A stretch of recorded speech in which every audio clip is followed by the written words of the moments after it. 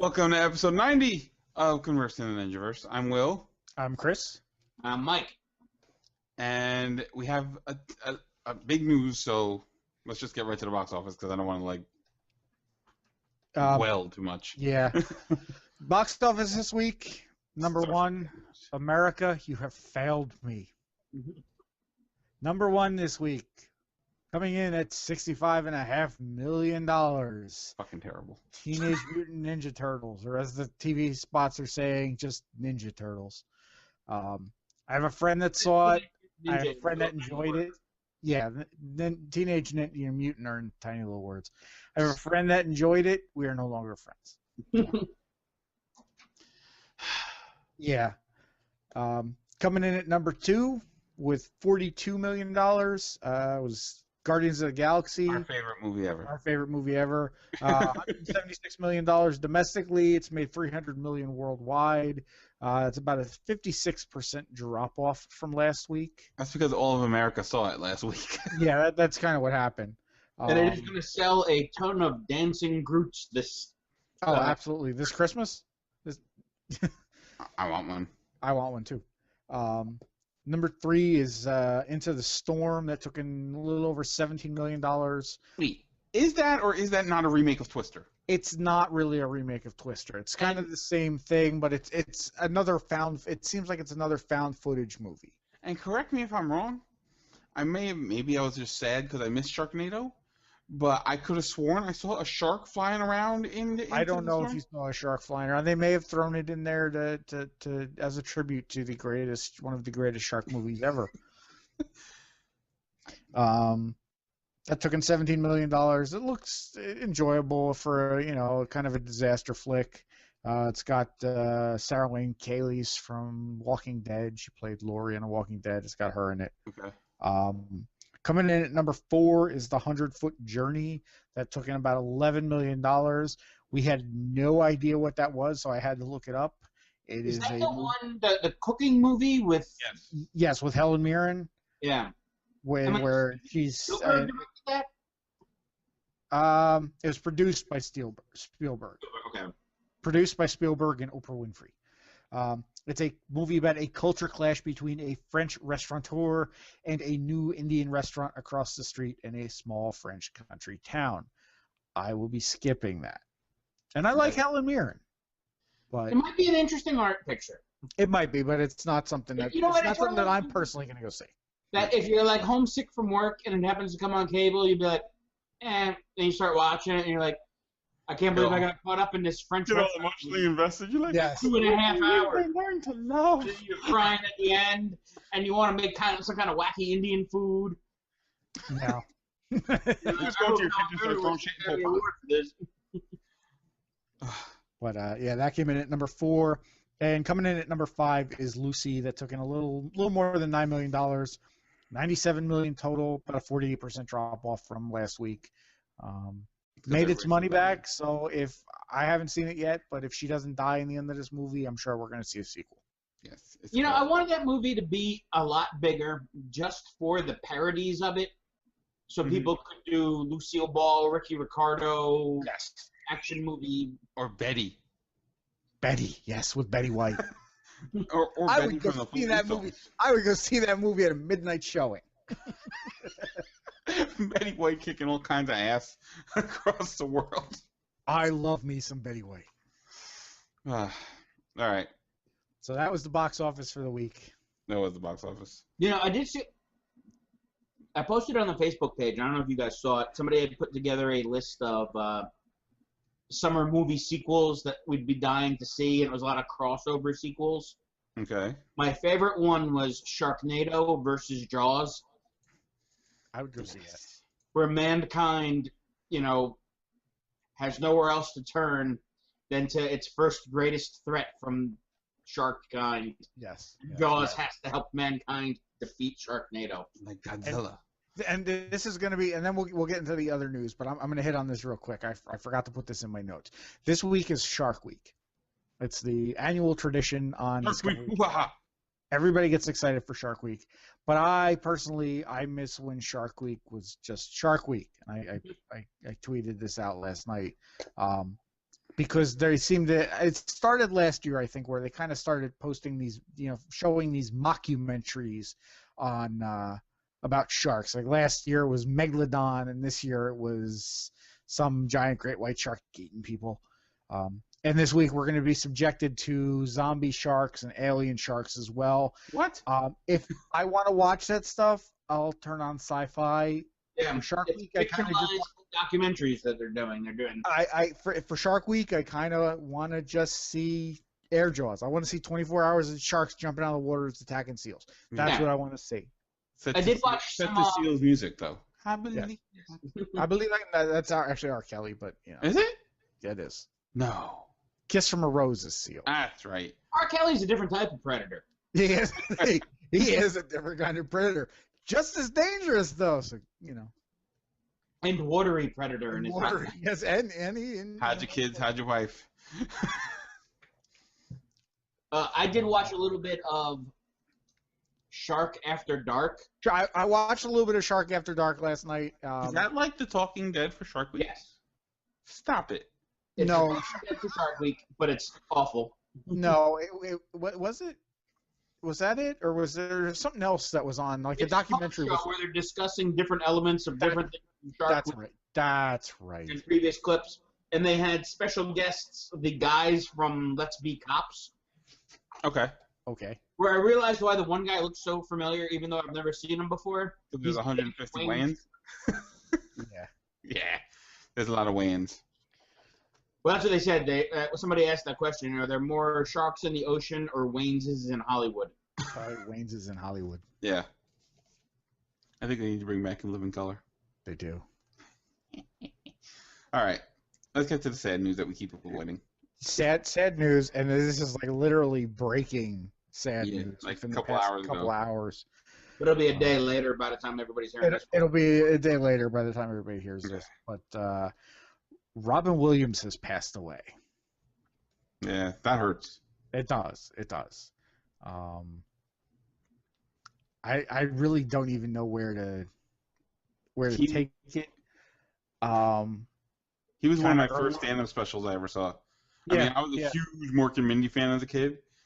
And then I remember when we first got HBO, his Evening with Robin Williams, which I actually put up on my Facebook. That was the first actually stand-up special I saw, and I never knew he cursed until I watched it, and my parents weren't around, so I was like, but yeah, that was like Mork one of my is using foul language. But yeah, kind of rose to fame as Mork, who was first in a Happy Days episode. A lot of people don't know that Mork and Mindy was actually a Happy Days spinoff. so weird. I know.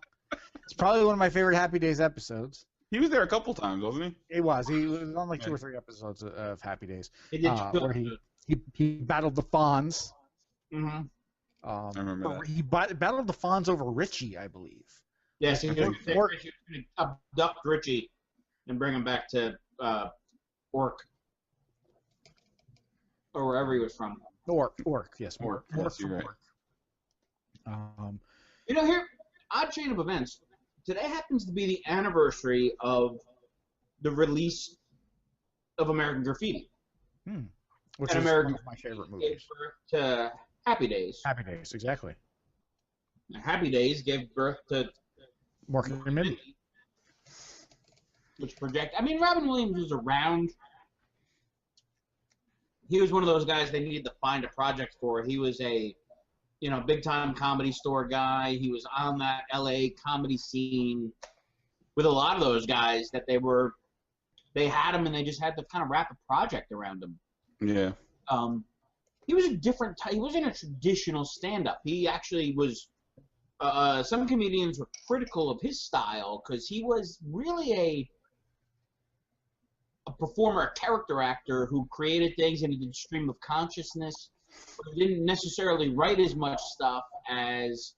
No, it all seemed like it was just off the cuff with him. Yeah. Well, it seemed that way, but he had. I'm sure he had a scope that he wanted to work in, and then just kind of let things bounce around and see where he got to. And he also created characters. Billy Crystal, Whoopi Goldberg, even Andy Kaufman was cut from that same cloth. Yeah. Coming out and performing, and it's kind of a a lot of that stems from people taking acting classes, and you'd spend time creating these characters, and you put character, and you were creating funny characters, and it became a way to make money with your craft of becoming a stand-up performer that way. And he did so much, and he was on the talk shows back then, and they were able to plug him into a sitcom.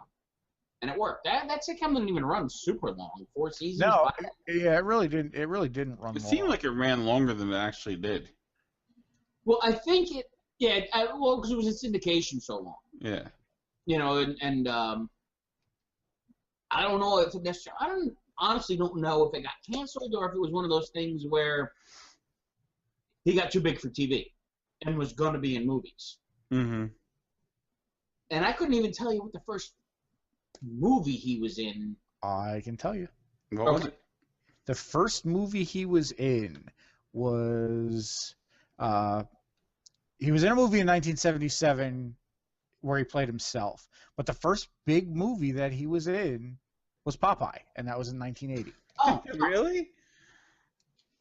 I used to love that movie as a kid. And that's one of those movies that I forget about, and I remember like the first when I was a kid not really enjoying it, but now as like an adult I kind of go back and I do enjoy it. See, I always loved it. It's not a great movie. It's not a movie that's gonna win any awards. Horrendous flop. It was one of those things that people thought was gonna be big, and it was considered a horrendous flop. With growing up in that first generation of cable kids and having HBO played the hell out of that movie. Oh yeah. Yep. And it was a musical, wasn't it? It was a musical, yes. Yeah. I grew up loving that movie just because it was Popeye. It was like a live action cartoon. Mm-hmm. It was funny. I still, if somebody puts spinach in front of me, I still got to. I'm not gonna eat this spinach. Yeah.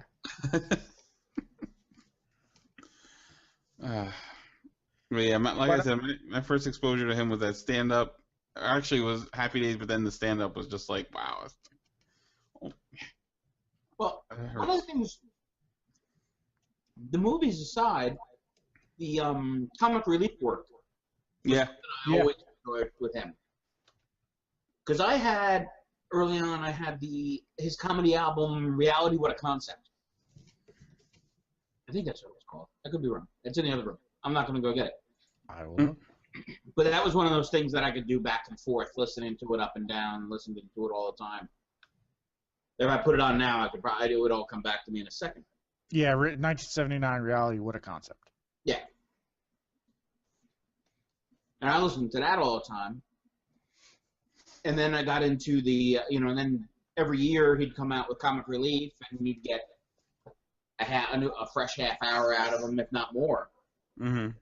And then just the work that he did, the three of those people on stage, playing characters off each other, or just doing routines.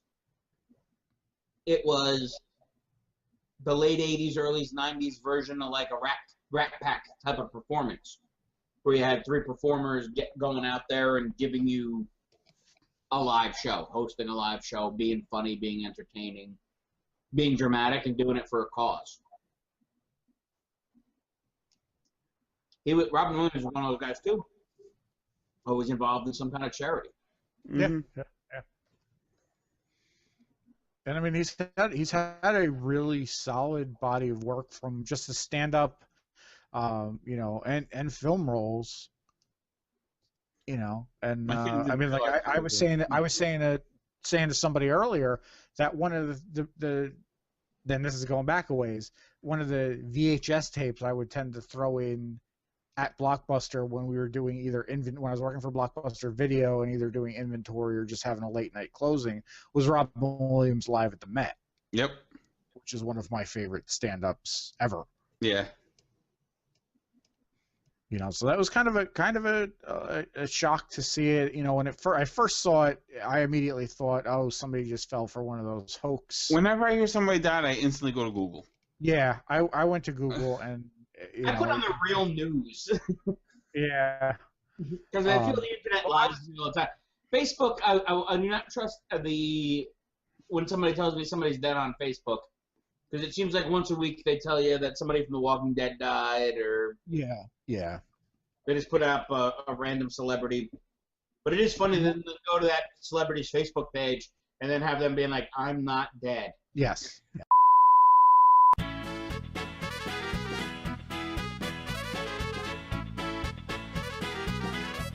With me, I thought, all right, my connection went out, and I'm like, all right, no, I'm still connected to the internet. Where'd everybody else go?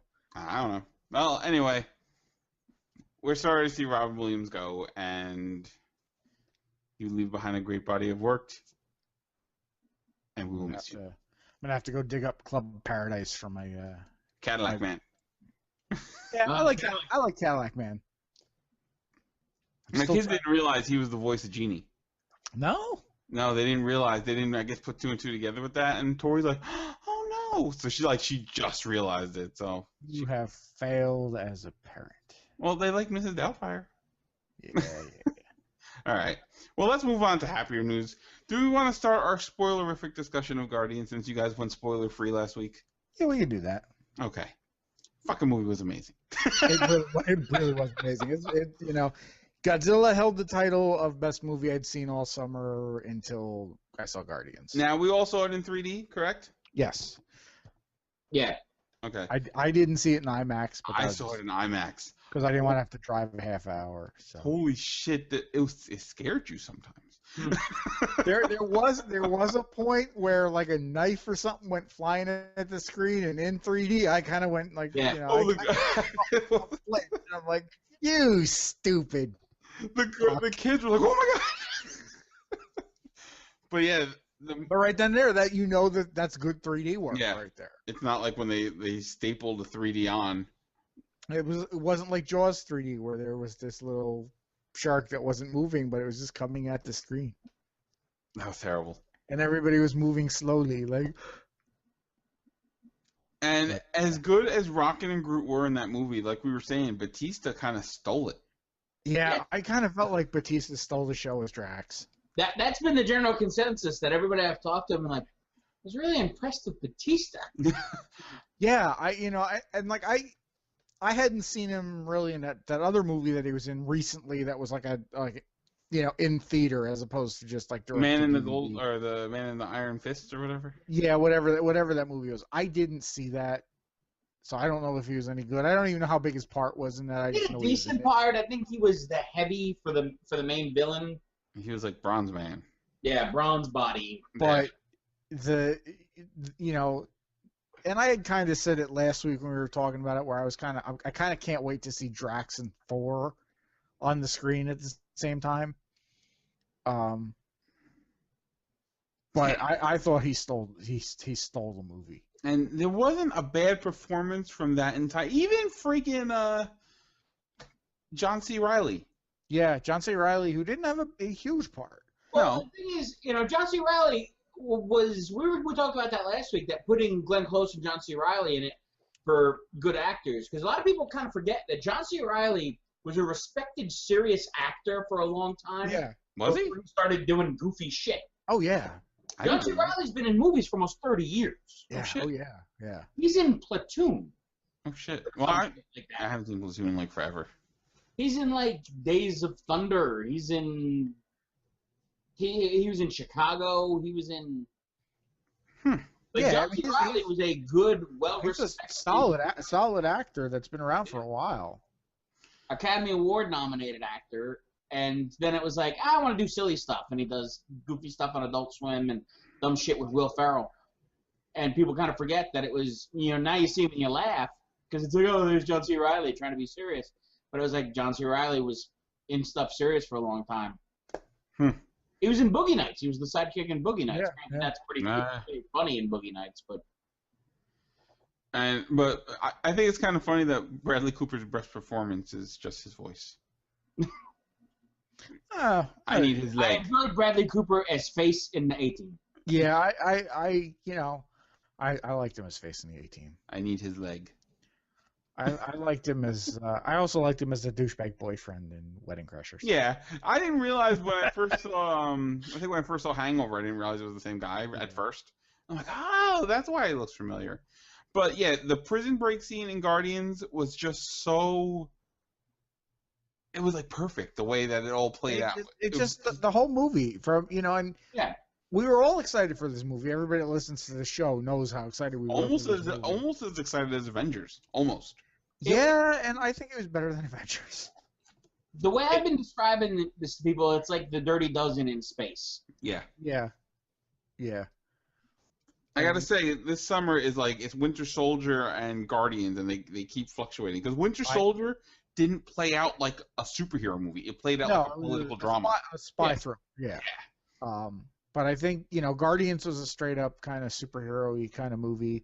I think this might be going out on a little bit of a limb here, but I think Guardians is going to win the box office for the summer. Yeah, maybe.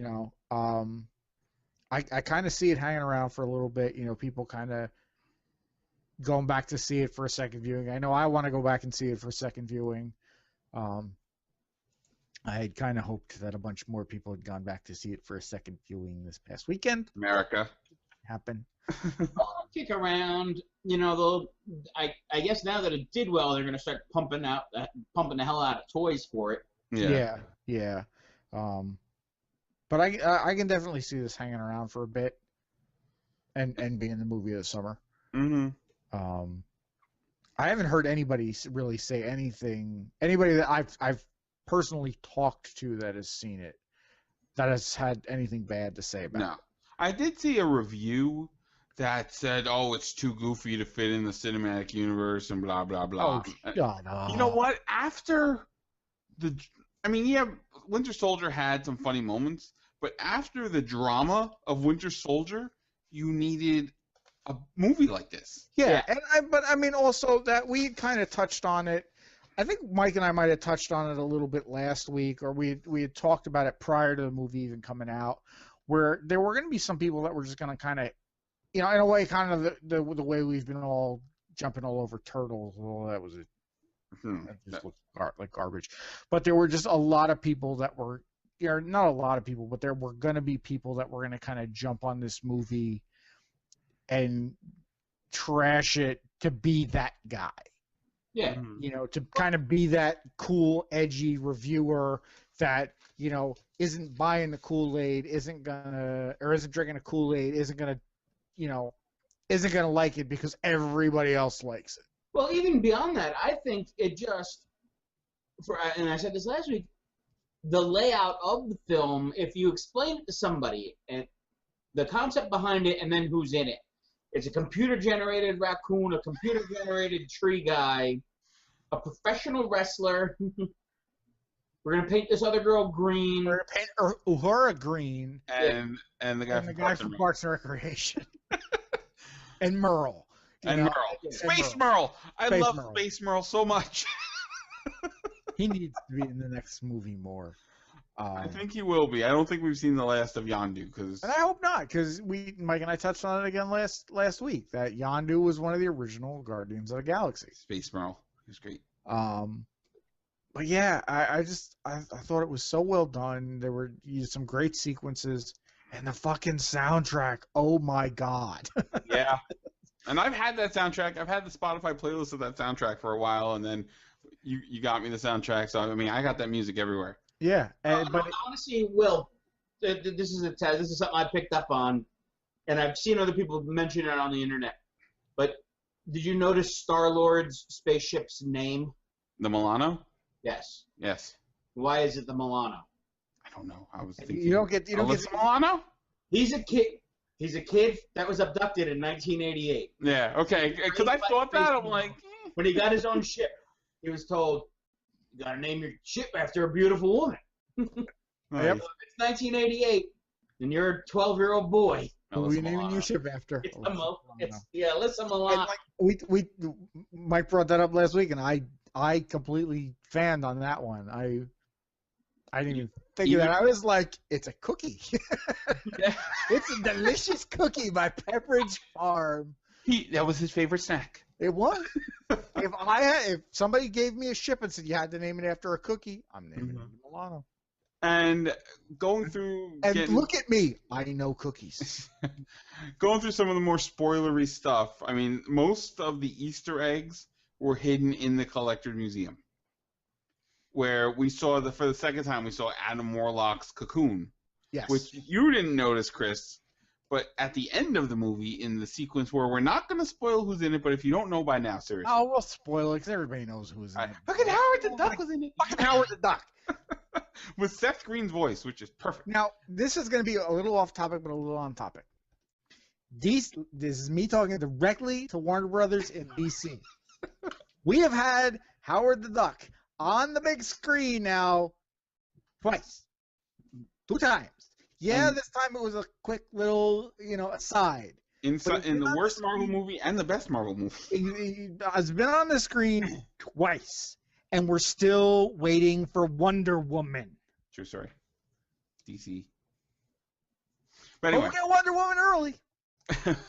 What I was saying was, you didn't notice this, but I saw pictures. And I noticed that at the end, Adam Warlock's cocoon is now busted open. Yeah, So I didn't catch that in the end sequence. Yes, he will be showing up at some point, I'm positive, because just like with that rumored list that was out of Avengers 3 was going to be called Civil War, I don't think it's going to be called Civil War. I can't call it Civil War. I think it's going to be called the Infinity War or the Infinity Gauntlet. I don't even know. You know what? I don't think we're going to see the Infinity Gauntlet yet. You don't think? All right. Do you think we see that right before Avengers 3? I don't know. Because they're talking. James Gunn pretty much confirmed, more or less, that Avengers 3 will be the team up of Guardians and Avengers. Oh yeah, then I guess that'll probably be Infinity Gauntlet, but. And Guardians 2 was already greenlit. Yeah. It was. But then again, so was Turtles too. So. Well, yeah, but. All right, sometimes you get a good decision, sometimes you get a bad decision. Yeah. It's just other things of note. Things I loved about the movie. I like that they didn't dwell on Gamora being Thanos' daughter too long. Kind of like they didn't make her a bad guy for a while and then she was a good guy right away. Like you did with Hawkeye, where it was kind of like yeah. It was almost like they found out the small nitpicky things that were wrong with Avengers and just said, okay, don't do that. Yeah, and I think that would have kind of maybe made the movie a little too heavy. Yeah, this one was different than a comic book movie. It was done more like an action movie, a sci-fi movie. An action sci-fi. I guess it wasn't hard science fiction anyway. I said this last week. It reminded me why I fell in love with Star Wars to begin with. Yeah, Star Wars got a lot to live up to right now. No, it really. I'm not talking, 7, 8, and 9, and 1, 2, 3. I'm talking 4, 5, 6. Yeah. Original trilogy. It reminded me what I fell in love with, and it brought me back to that time of being a kid and and seeing those movies for the first time. Mm-hmm. If they're putting out toys for this, and they're putting out the $15, $20 super deluxe. You get you buy every figure, you get a piece of Groot. I want the 3 3/4, just arms, head, and legs move figures of Guardians of the Galaxy. Which I think they have some. I've seen them. Do they? I think they're like $7.99. I will be purchasing those. There's something else I was going to say about it. Oh, Nebula. I thought she was great. Yes. Yeah, I thought she was good. Well, that was what's her name, wasn't it? From Doctor Who. Yeah, Catherine Gillian or Gillian. Yeah, Karen Gillian, I think it was. Yeah. Whatever. She She was really good. Really, everybody was good. And inside of backstory, one of the things that I picked up on, and I saw some other people on the internet talking about this, was Drax's daughter is Moondragon. Yes. Oh, is she? Really? Yes. I didn't know that. Yeah, Drax. Doesn't he think his daughter's dead? Yes. Okay. But if Thanos is collecting women from victims and So there's a good chance that in Guardians of the Galaxy 2, we find out that Drax's daughter is still daughter, alive. Moondragon, is in the thrall of Thanos. Which ties into the rumors of Inhumans coming up as a movie, and Vin Diesel kind of teasing an Inhumans role. Because that's in the slate, and that they're He saying could be Black Bolt. You don't need him to talk. Yeah. And they're saying that is going to fix Marvel's problem of why they can't have mutants in the Marvel Cinematic Universe, that they're called miracles, that maybe they're part of the Inhuman side of things. That could work. That makes sense. Yeah. Another interesting side note, and my wife and I were kind of joking about this with Guardians, is it was kind of a minor character, but he's played by Peter Serafinowicz, he was the Guy from Couples Retreat? Yeah, guy from Couples Okay. Retreat. But he was in Spaced. He was in Shaun of the Dead. And he Yeah. also, nice little side note, he was the voice of Darth Maul. Okay. In Star So Wars I was in Episode 1. Star Wars Episode 1. But my wife and I were laughing, and I said, with the exception of Spaced, and I haven't really seen Couples Retreat all the way through, I said, he's died in everything I've ever seen him in. Yeah, I was so upset. I was like, oh no. He died in Shaun of the Dead, he died in Guardians of the Galaxy, and technically he died in Episode 1. He did an Adventure Time this season. Oh, did he? Yes, when they did this season's Fiona and Cake episode, Okay. Lumpy Space Prince was voiced by him. Nice. And Groot stole America's heart. He absolutely did. He had five words in the whole movie. No, he had. Well, Oh yeah, I'm Groot. And we are Groot. Yeah. Yeah. Oh my God, I teared up. I was like, oh my God, I know exactly what he's saying. There was you know what part I'll admit I got a little misty at What? when after everything was all said and done and they won the battle and Rocket was sitting there with the pieces of Groot in his hand. Yeah. And Drax sat down next to him and rubbed the back of his head. I was like, oh my God. I mean, it It's hit like, you everywhere. my heart is cold, evil heart just melted. Forgot all the terror Michael Bay has caused you. Absolutely. It was just love.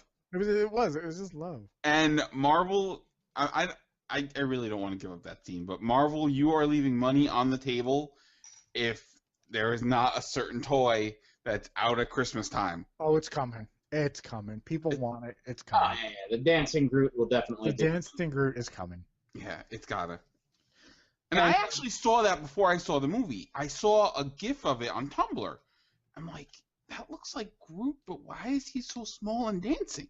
You had to know they had to kill somebody, and they were gonna kill Groot, and they could bring him. Oh my God, the kids were so upset. They were like, But and the thing is, being a comic book guy, Groot blows up and gets killed all the time. Yeah.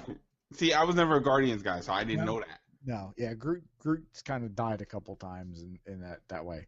Okay. But yeah, I don't know if there's anything else to say about this. I want to own it on Blu-ray now. I know. But apparently Disney and Marvel are arguing over price. That's why you can't pre-order it yet. I actually just pulled up the article. Disney or Amazon? Oh, I'm sorry. Amazon and Disney. Amazon is being a little bit of a dick. Yeah. And you can't pre-order that. You can't pre-order Maleficent, which I don't care. And Winter And Soldier. you can't pre-order Winter Soldier. And Muppets Most Wanted. And Muppets Most Wanted, but I haven't seen that yet either. I didn't see that either. But yeah, so I'll just get it at Target when it comes out anyway. Yeah, that's kind of the attitude everybody has. It's like, okay, Amazon's gonna argue over money. All right, we'll just go buy it somewhere else. Yeah. I'll get it that day instead of waiting for it to ship. Yeah. So I'll own it in my hand. But yes, so that's all we're gonna say about Guardians. It was fantastic. One little quick footnote to tie into slightly the other podcast, Tales from. Chris took his kids to go see over the weekend. This weekend they saw Guardians, and I asked him if he had picked up on the Lloyd Kaufman cameo in The Prison. Mm-hmm. Lloyd Kaufman, founder of Troma Films. And he's like, oh, yeah, I totally saw it, because I saw it too. And I'm like, why the hell is Lloyd Kaufman in this movie? And I completely forgot that James Gunn got his start doing Troma movies. Yeah. Romeo and Juliet, I think, was his... Romeo and Juliet and Toxic Avenger 4, I believe. Yeah. One of them. One of the many Toxic Avenger movies. But now, James Gunn is signed on for Guardians 2. Guardians 2 has a date in 2017, which is so incredibly far away. So far away. But, I mean, yeah, it's far away, but we've got more Marvel. There's much more Marvel coming. A lot of people were shocked that none of the after credit sequences had anything to do with Avengers 2. And people were bitching about it. It's like, just shut up and just. And she's like, oh, it's fucking Howard the Duck. Fucking enjoy Howard the Duck. Exactly, it's fucking Howard the Duck. It's Howard the Duck. Enjoy it. Oh, that movie sucked. Yeah, that movie sucked. Well, you know, it's a fun little one, because I forgot, too, I rewatched the end of Iron Man 3 the other day, and I couldn't remember what the PS for that was. Mm-hmm. And that was just the dopey little Banner and Stark sitting there talking to each other. It doesn't always have to be something that moves on to the next movie. It's interesting when it does, but, you know, Thor got us to Guardians of the Galaxy. You know, Thor the Dark World got us to Guardians of the Galaxy with the collector's scene. Captain America was leading us up to Avengers 2 with the twins. Yeah, I was going to say, I couldn't remember the after credit scene for a second, and then I'm like, oh yeah, that's right. And the Guardians are kind of so far out of that realm of what they're going to be doing with anything from Earth that it doesn't make sense for it. Yeah, it's not like necessarily now. Yeah, and I mean, and that's the thing. I thought that it was just a fun little PS. Yeah, it's not like Ultron's coming from space kind of thing. You know, and that was the thing. I mean, it was fun where, you know, I was in the theater, and when we went and saw it at a matinee, so it wasn't packed. Mm-hmm. Yeah, we saw it at a 10 o'clock IMAX show, and there was maybe 30 people in the theater. I mean, it was a good crowd, but it wasn't a huge crowd. And I saw the after credits scene, and it pans over to Howard, and I practically leapt up out of my chair. And nobody else knew who it was. And it was like, all right, you know, for me, that was kind of just like a nice little nod to us. Yes. To the, you know, the people that are have been invested for years in just comic book and comic book lore, where it's, you know, okay, yeah, you know, I could throw you a little teaser for the next movie, which is Avengers? Yeah, Avengers May 1st. Avengers is the next movie. So, all right, you know, it could throw a little teaser towards Avengers, or it could throw a teaser towards, you know, a movie that's, you know, a year or two down the road. I just thought it was a nice little nod to us that, like, okay, you comic book people are going to know who this is, and, you know, this is... Nobody else is. This is for you. A casual fan doesn't realize, even a casual comic fan, I don't even know if they realize that Howard the Duck is part of the Marvel Universe. Yeah. But yeah, and as I was saying, it was just kind of a nice little nod to the fans that knew that, and, you know, kind of like saying, like, hey, you know, without you, yeah, you know, these movies are making a lot of money, but if it wasn't for you guys, we wouldn't be here. Yeah. And that's kind of what I took away from it. And also, marketing. Because we already know the name of the second soundtrack for Guardians of the Galaxy 2. That thing has been played non-stop on my iPod, man. It's so funny that the songs from it then are like in like the top charts now because. Yeah. and the thing is, they're great songs. Yeah. A song on that soundtrack that, you know, wouldn't have been on my iPod at some point in time. Yep. And the opening. I mean, it was a lot of. I think a lot of it I have just from the Dazed and Confused soundtrack. Yeah. You know, so it's a great soundtrack. If you don't have it, I highly recommend going out and picking it up. Yep. You know, iTunes, whatever. Yeah. And if you haven't seen this movie, I know we've probably spoiled a little bit of it for you, but we didn't spoil a lot of it though. We didn't spoil a lot of it, but go see this movie. And we'll tell you again next week, and we'll tell you again the week after that. Go see this And movie. then when it's coming on Blu-ray, we'll be like, buy it. Buy it. If you haven't seen it, doesn't matter. Buy it. Yes. All right. Let's move on to DC. DC got scurred. DC did get scurred. They got scurred. They got scurred, so they ran backwards. They went back in time. And They March? jumped in the DeLorean and said, you know what? We're going to go back in time. Yes, to quote CM Punk on the Nerdist podcast, fuck you, I have a time machine. Pretty much. And originally, Captain America 3 and Batman vs. Superman, Dawn of the Justice Friends. And DC, they were going to come out on the same day, and DC was like, come on, we're going to take you on the same day. We're going to take you. Oh, you got a tree and a talking raccoon? We're not going to take you on. No. No, we're going to move back. We're going to go to spring break. So, Batman Superman is going to be coming out at the end of March 2016. I believe March 25th, 2016. That date surprises the hell Yeah. out of me. You know, they're kind of playing it up like, well, you know, we saw that there's this extended, you know, movie time now because of Winter Soldier hitting big, and now it's technically the end of the summer and Guardians hitting big. They kind of played it up at you know, tried to play it off as being that like, well, you know, we don't need to. We'll get our chunk of the box office early, and that's exactly what they're going to do. Yeah. I still can't believe this movie is 2 years out. We're going to have the biggest March opening ever. I don't know, because I think by the time this movie comes out, none of us are going to give a shit. Well, some news has come out about it. Metropolis may be revolting against Superman because he destroyed Hexagon. As well they should be. Yeah. Batman has been in business for a while, which we knew, but apparently they're going to put him in his mid-40s. Which is, you know, I'm cool with. Yeah. You Apparently know, Ben Affleck will have some great temples. Because Affleck is kind of in his mid-40s now, I think. He will be 42 on Saturday. So by the time the movie comes out, he'll be 44. His mid-40s. Yeah. 2 years out. This movie is still fucking 2 years out. Yeah. We got to talk about this movie for 2 years.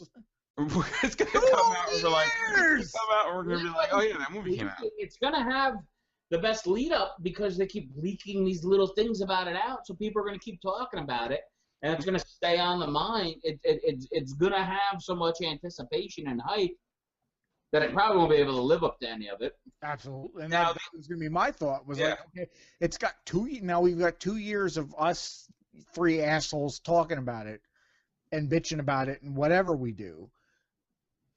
There is no way this movie can live up to any of the hype that it is going to generate. Oh wait! I didn't realize this. Dawn of Justice's old release date, which is the one versus Captain America, got taken by Gerard Butler's Geostorm. Who? What? Gerard Butler?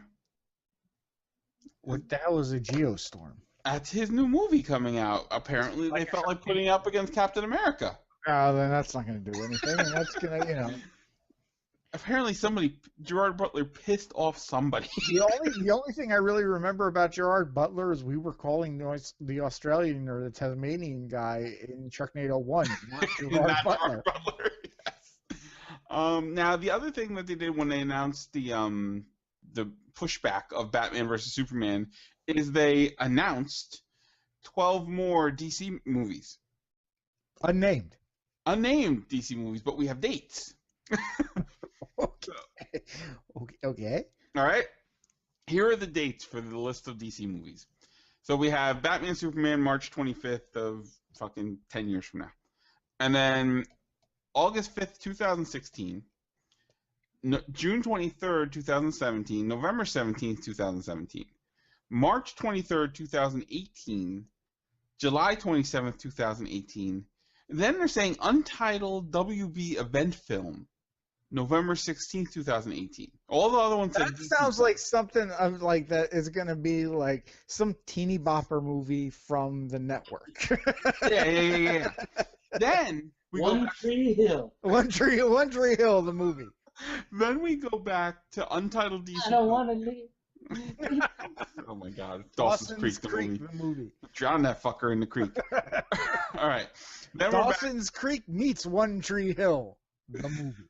Ugh, and Gilmore Girls. No. Dawson's Creek v. One Tree Hill. Yes, get it right. The And Gilmore Girls go to Dawson's Creek. then April 5th, 2019, June 14th, 2019, April 3rd, 2020, about the WB network. June 19th, 2020, and then again, WB event film, November 20th, 2020. So 2020. Go home, DC, you're drunk. They really are. That's a lot. Give me some names, motherfuckers. Just an idea. Like, I'm sure one of those is going to be Shazam. One of them is going to be Justice League. Well, we already know there's going to be a Flash Green Lantern movie. That's one of them.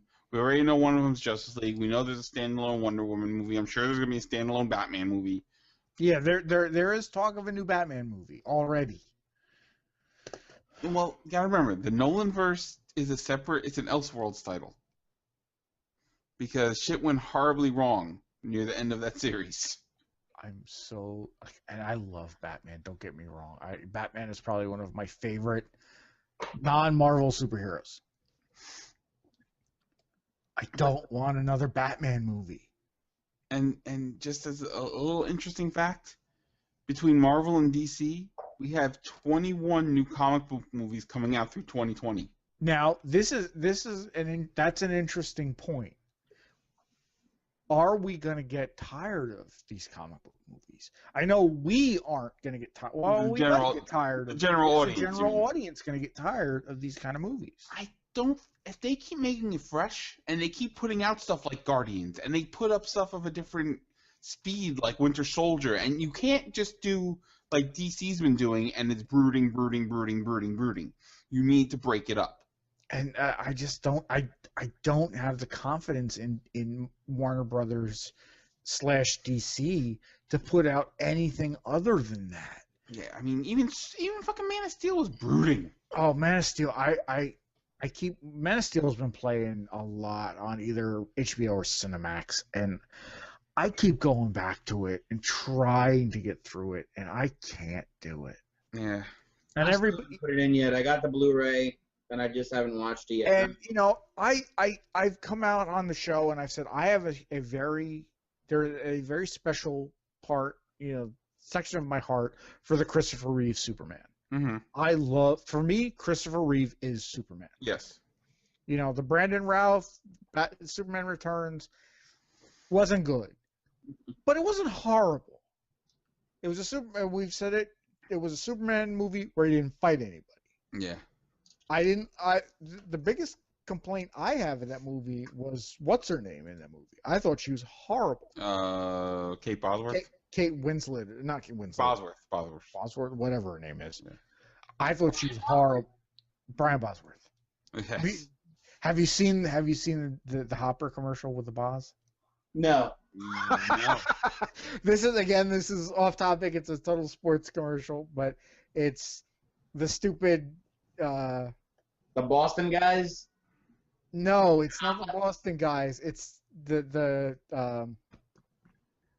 whatever her name is. I can't remember her name. She was in Pitch Perfect, the blonde, the heavyset blonde. Oh, Fat Amy. Fat Amy, whatever her name Rebel is. Wilson. Rebel Wilson is the voice of this fucking I'm kind of drunk right now, so I can't remember the name of the animal. That's what happens when we record at 11 o'clock at night. It's a kangaroo. She's the voice of the kangaroo. What's the hopping thing? The hopping thing. Yeah, the hopping thing. It goes like this. Rocket kangaroo. She's sitting in a diner with some guy, and they're talking about college sports on the Hopper. And sitting at this table is Heath Schuler and another guy. I can't remember his name, but they're talking about going back to college and how they're football players that never panned out in the NFL. And then all of a sudden, like, Brian Bosworth walks in. He's like, "We're going back to college? Take me with you." It's fantastic. Nice. And of course, that was 10 minutes too long for me to get to the punchline of that commercial. But I'm drinking. I'm gonna have to look for that now. All right. Well, We don't really have much more. I think I just have an observation.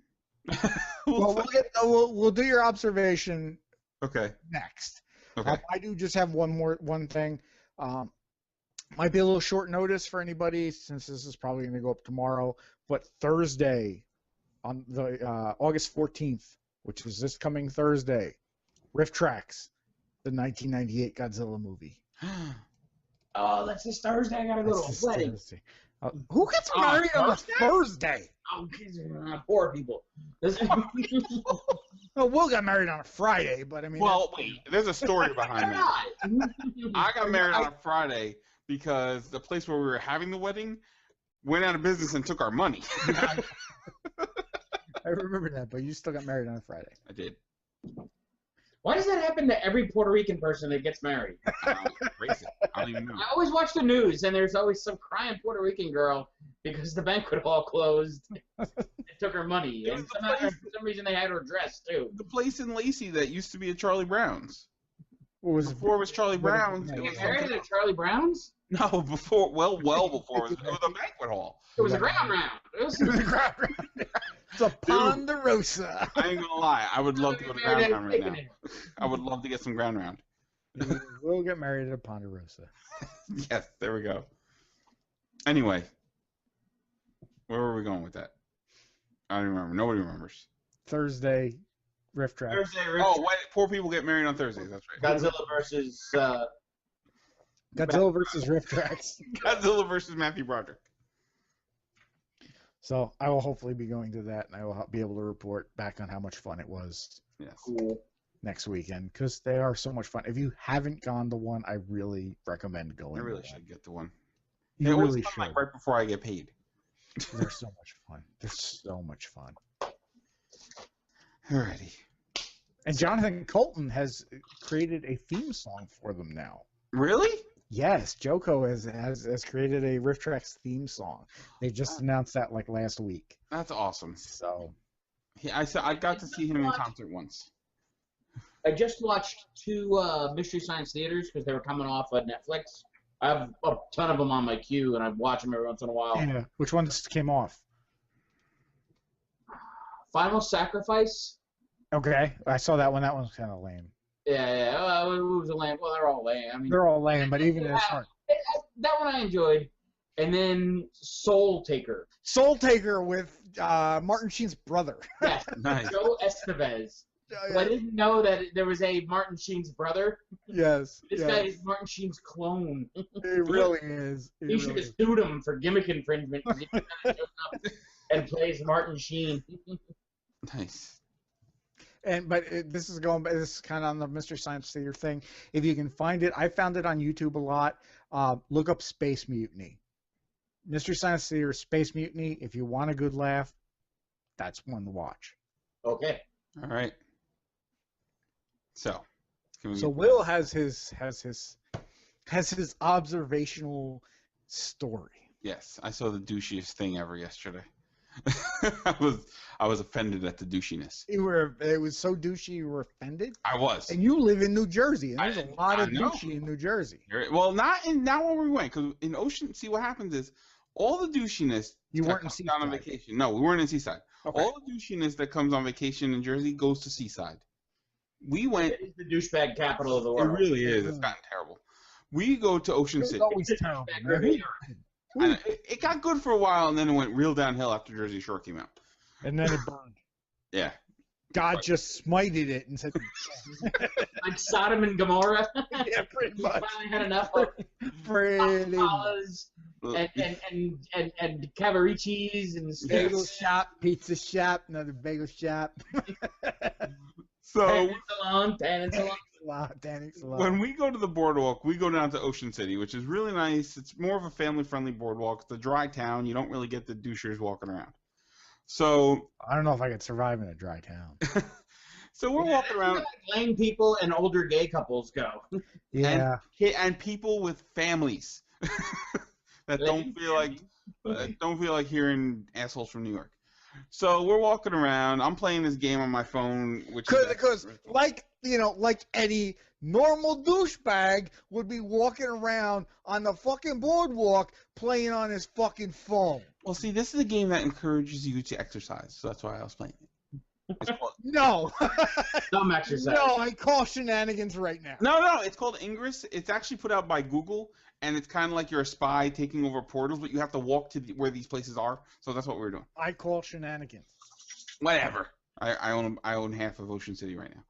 So we go to this place. It's a store we don't get to go to every year because we never make it down that far. But it was night, and we weren't doing any rides. We were just walking. It's this mall on the boardwalk. Okay, it's like a one-room mall, but it's a mall. It's kind of like the old Pier 18. It's not Something like that. It's not a mall. They call it the boardwalk or the boardwalk mall, some shit like that. All right, we don't have to argue geography, but They're liars. So we walk in there, and I mean, the front of it's a lot of surf shop shit, and like, Because you're at the beach. yeah, so it makes sense. I'll stand in the middle with cell phone cases. In the back corner, there's actually, which is why I go there. There's a bunch of like old Magic cards, but they have like newer action figures and all kinds of stuff. Like they had the entire Guardians of the Galaxy Marvel Legends set, which horrified me because it was $30 per figure, and I remember buying them at $10 per figure. That's crazy. Yeah. But before you get to that and all the music stuff in the back, in the middle of this place is an oxygen bar. Now, I'm familiar with a bar. yes. And usually at said bar, there's oxygen. there's oxygen. There's also alcohol. Yes. I went to one bar that didn't have oxygen, or really any atmosphere at all. Sucked. I'm sure. Yeah. Get it? It's a vacuum joke. Yes, That's I got science. It is. There was no oxygen or atmosphere. It sucked. It's 11 o'clock at night. Science jokes. Science. Science. Science. So Neil deGrasse Tyson is laughing his balls off right now. He absolutely is. So we'll link him in the Twitter. We made a science joke. You have to get through all of this other bullshit to get to the joke, but Yes. But it's there. So for those unfamiliar with an oxygen bar, what it is you put this thing around your nose so you kind of look like a cancer patient, and you're sucking up purified air or flavored air. people pay to look like a cancer patient? $5 for 6 minutes. What the? No. For a quick hit, they say. You could do it longer, but a quick hit is $5 for 6 minutes. I could do a quick hit of something else for cheaper than that. So, yeah, let's see. Oxygen bar guests will pay about $1 per minute to inhale an increased percentage of, this is from Wikipedia, an increased percentage of oxygen compared to Fuck this country, I'm out. compared to the normal atmospheric content of 20.9% oxygen. This oxygen is produced from the ambient air by an industrial, non-medical oxygen concentrator and inhaled through a nasal cannula? Ooh, excuse me. Ooh. Yes. Ooh, I have a question. Yes. How is that healthy? There are health benefit claims. This is the next section, actually. It's been claimed by alternative medicine, i.e. hippies, that the I human like hippies. Don't get me wrong. I like hippies, but that the human body is oxygen deprived and that more oxygen will remove the toxins and even cure cancer. I don't think they're hippies. I think they're hipsters. Yes, I think I used the wrong word. I apologize. Also, concentrated oxygen is a flame accelerant which should be kept away from cigarettes and other sources of ignition. That's what I want to see. I want to see some hipster douchebag hooked up to the fucking thing and light a goddamn cigarette in his little cigarette holder thing and light his face on fire. His That's what e-cigarette? I want to see. You know, I started hearing about these things 10 years ago, give or take 10, 15 years ago. And it goes back to that urban legend that you'd always hear about the casinos, that they pump oxygen-rich air into the floors of the casinos because it keeps you awake and Yeah. Oh yeah. invigorates you. If you're breathing a higher oxygen content, you're more active and Absolutely. and alert and awake, and you feel a little bit better. That's why, like, when athletes go to places like Denver or any of those higher altitude places where the air is thinner, which means there's less oxygen in that air, they're slower, they're more prone to fatigue, less oxygen. So taking a hit I'm of not- oxygen makes you feel a little bit better. I don't know if you ever did this. If you had a friend that had asthma, you take a pull off their inhaler, and if you have good lungs, it clears out your lungs a little bit better. So now you're getting a little bit more air in your body. We're not advocating taking hits off of somebody's inhaler. No. Or going to an oxygen bar. And I'm just catching saying yourself I've on heard fire. of people that have done that maybe once. Maybe once or twice. That was the thing. But it's one of those things. It's There's science behind it. It works, but you're paying for air. Yeah, exactly. I think that's kind of Air. It's like something out of fucking Spaceballs. Yes. That's the first thing I thought of. I'm just like Princess Vespa. I Like, don't. They can and Yes. So Where's President Scroob when you need him? So that was what I saw yesterday. I'm not a doctor. I don't pretend to play one on TV. I don't know. I'm sure it's got some sort of minor benefit. Just don't smoke when you're on the oxygen tank, like I see every old person in Atlantic City doing. It's like taking a drug, and then you can make your body dependent on it if you keep doing it, because then your body's going to be fatigued at a normal oxygen level. Oh yeah. So you get yourself addicted to air. We as a species are stupid. Word. Oxygen bars and Teenage Mutant Ninja Turtles went in the box office. It truly That is. was one of those things, like when they talk about time travel, that if you went back 500 years or 1,000 years, took somebody and brought them up till now, they would die because there's not enough oxygen for them to breathe. Mm-hmm. From what you were breathing pre-industrial revolution to now. Yeah, I mean, yeah, air quality sucks, but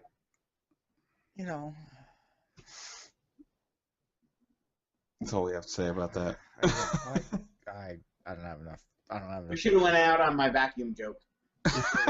We should. Neil deGrasse Tyson, we'd like you to come on our 100th episode and tell us more science. We're just coming up. We got to figure out something big. We do have to figure out something big. We have to figure out something. I'm going to kidnap Kevin Smith. That'd be fantastic. Our 100th episode is going to be simultaneously our best episode and our last episode because I'll get arrested. So we're all going to be in hiding. Yes. Well, no, because then we're going to have to go on the run and broadcast. It's going to be like in Borat when he kidnaps Pamela Anderson at the end of the movie. I haven't seen Borat, and I refuse to. It was all right. I just like the one line, Gypsy, show me your treasures. I say that all the time. Gypsy, show me your treasure. Yes, because he wanders upon a yard sale. So he thinks it's gypsies. That was the funniest part of the movie to me. All right, so I think that's it. So you know where to find us. Ninjaverse.wordpress.com, Facebook.com/Ninjaverse, YouTube.com/Ninjaverse, which this episode will probably not go up there because we fucked it up. Twitters, all the stuff, Tumblrs. We didn't fuck it up. You kind of fucked it up. No, Google fucked it up. Google. All of a sudden, I was thinking. Google. Yeah, no, I'm sorry, Google overlords. But Google overlords can kiss my. All right. So I'm Will. I'm Chris. I'm Mike. And we'll see you next week. I got nothing. Nanu.